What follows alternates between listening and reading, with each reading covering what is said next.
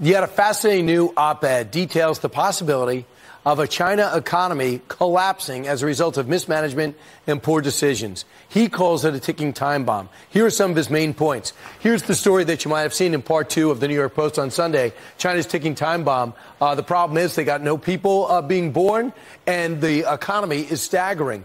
Why? Because of corruption, because of bad debt management. They actually built things with real estate and built entire cities, but no people filled up those cities. After a while, they stopped building them, banks stopped financing them, so they start encouraging people to take out more loans. And people say, I don't want to take out a loan. I got nothing to build. I don't even have a workforce. So they got rid of the one-child policy back in 2016. They wanted close to 2 kids per family. They got less than 1. So they're not even motivated to grow the population individually. There's not enough women around. And what you have? A graying society that needs a lot of services without the money to service them.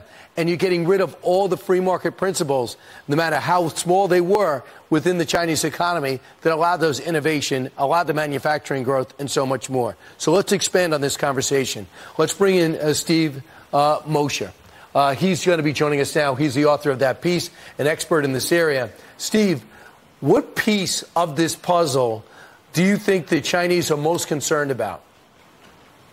Well, I think the piece of the puzzle that's most intractable over the long run is how to fill a couple 100 million empty cradles. Those empty cradles resulted from the one-child policy, the wanton destruction of human capital. 400 million children in the last 2 generations did not see the light of day because of the one-child policy.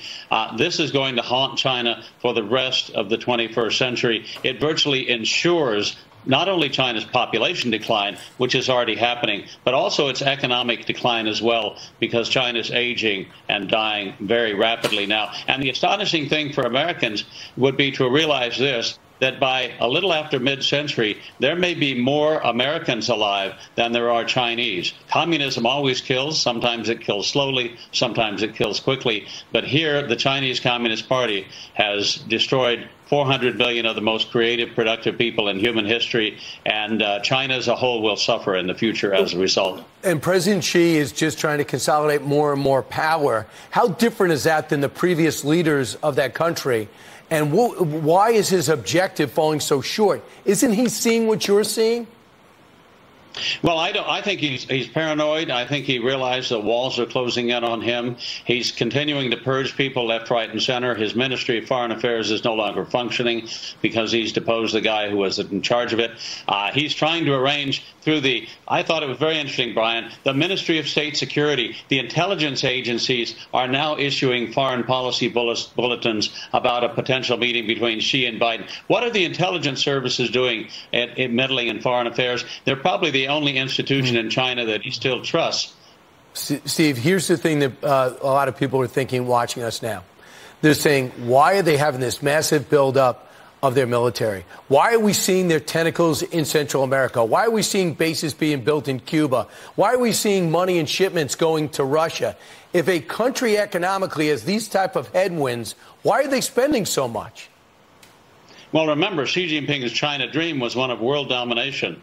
He thought that the 21st century belonged to China, and he was busy expanding his empire around the world. And he treated Chinese people as an inexhaustible resource. They could squander it at will, but the one-child policy will kill the China dream.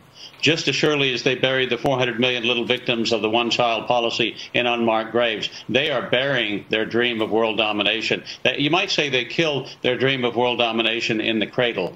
So all of this will come to naught at the end of the day. There may be conflict before they go down, to be sure, but the 21st century will not belong to China. It should and will belong to the United States. And you say, look out. They could be looking to start a conflict to distract people from what's going to be happening to them economically, and it could be Taiwan or something else.